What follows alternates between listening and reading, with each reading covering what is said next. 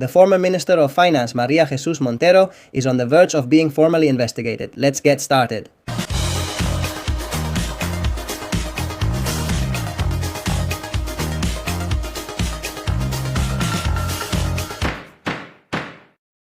Hello everyone and welcome to a new edition of Medidas Cautelares. And pay close attention because the former Vice President of Pedro Sánchez's government and Minister of Finance, María Jesús Montero, is on the verge of being formally investigated.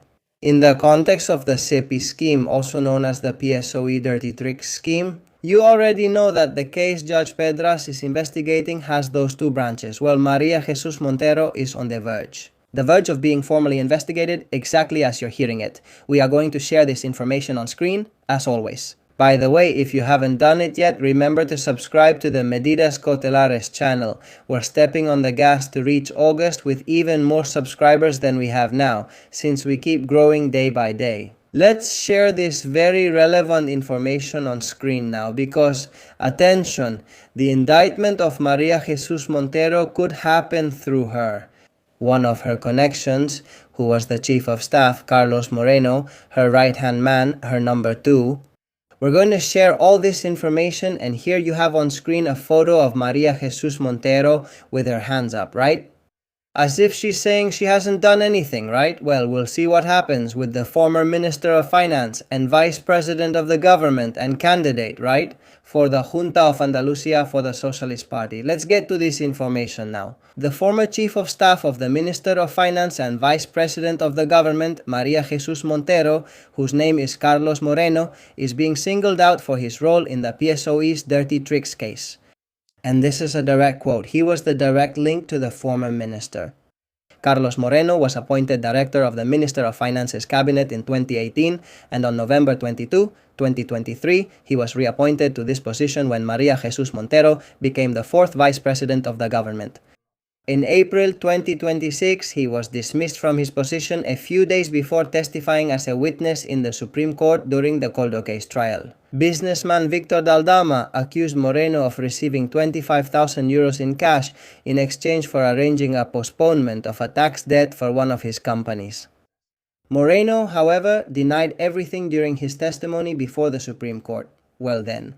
Sources consulted in the Las Cloacas del PSOE case emphasized that Carlos Moreno was the person María Jesús Montero trusted the most when he was Chief of Staff. The minister told him everything and he didn't do anything without her knowledge or approval. In the same way, Montero was aware of everything her right-hand man did. This is important, that is, it was a meeting, a bilateral communication. In other words, Montero and Moreno knew everything each other was doing. They were united. Carlos Moreno, we're told, was the link in the corruption scheme just like María Jesús Montero, and he could have a leading role in it. In the alleged rigging of contracts or awards by the state industrial holdings company SEPI, even ahead of the former president of SEPI himself, Vicente Fernández, who is currently one of the main people under investigation. Even the former number 2 of Montero has managed to get away scot-free. Recall that in November 2024, during his appearance before the Senate Investigation Committee on the Coldo and hydrocarbon scheme cases, María Jesús Montero called the accusations against Carlos Moreno, her right-hand man, a hoax, a lie, and falsehood. She even went so far as to say literally, listen, I would vouch for Carlos Moreno. This is what María Jesús Montero said about the man who used to be her right-hand man. Well, the same sources we've consulted point out that it was precisely the Prime Minister Pedro Sánchez who decided to send the Minister of Finance María Jesús Montero as the PSOE candidate for the Andalusian regional government. For two main reasons. First, because of her excessive talkativeness in her public statements, saying more than she should and getting the socialist government into a lot of trouble. And secondly, because of her histrionics, which made her seem more like the president of a fan club than the vice president of the government and minister of finance, as they told us verbatim. Did Sánchez get fed up with her? And here on the screen we have an image of Carlos Moreno, María Jesús Montero's right-hand man in the Ministry of Finance, who used to be her chief of staff. And, according to the sources consulted, the link between María Jesús Montero and the SEPI corruption scheme in the case, the sewers or whatever you want to call them. It should be noted that the Central Operational Unit of the Civil Guard UFO has already found a report written by Civil Guard Commander Rubén Villalba, who is charged in the scheme. Coldo about the meeting he had with the PSOE fixer Ler Diaz on March 10, 2025. In that report, Commander Villalba made direct reference to the former Chief of Staff of the then Minister of Finance, María Jesús Montero. Specifically, Villalba wrote the defense for Coldo and Tejelo's lawyer. Both agree that Carlos Moreno has only told a third of what he has done and that he is a son of a... And what comes next? I mean, just look at what the very fixer said about number 2, about María Jesús Montero's right-hand man.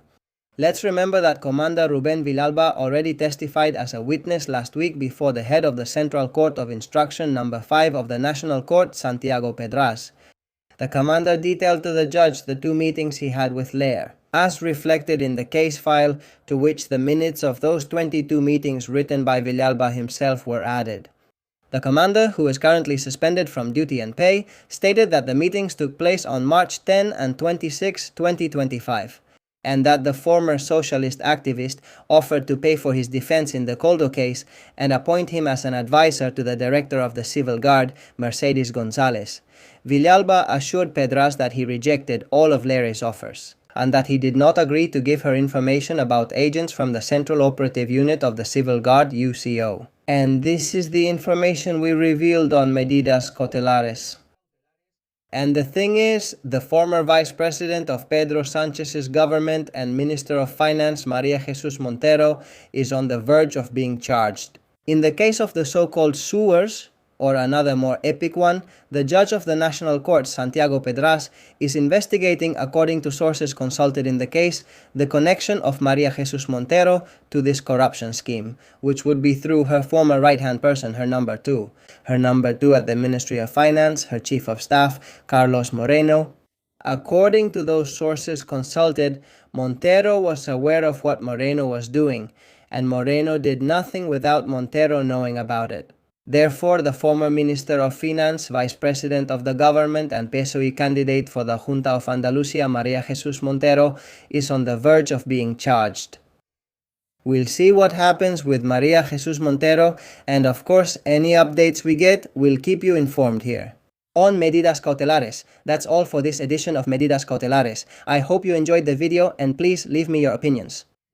Do you think María Jesús Montero will end up being charged in this corruption case? Currently, she isn't protected by parliamentary immunity since she's no longer a minister. Let me know what you think, and thank you all so much for your messages of encouragement, also for supporting me and supporting Medidas Cautelares. By becoming subscribers and members, you already know that you can become members, like the chosen ones for less than €4 a month, or like the supreme ones for less than €8 a month. You can also make contributions via Bizum at 627-556-370-627-556, 3637-0627-556-377. So thank you very much for always being there, even in this month of July. I know that many of you are already away from your city, from your home, and you still keep watching Medidas Cautelares despite everything. So thank you very much to all of you for that effort, for continuing to stay informed through Medidas Cautelares.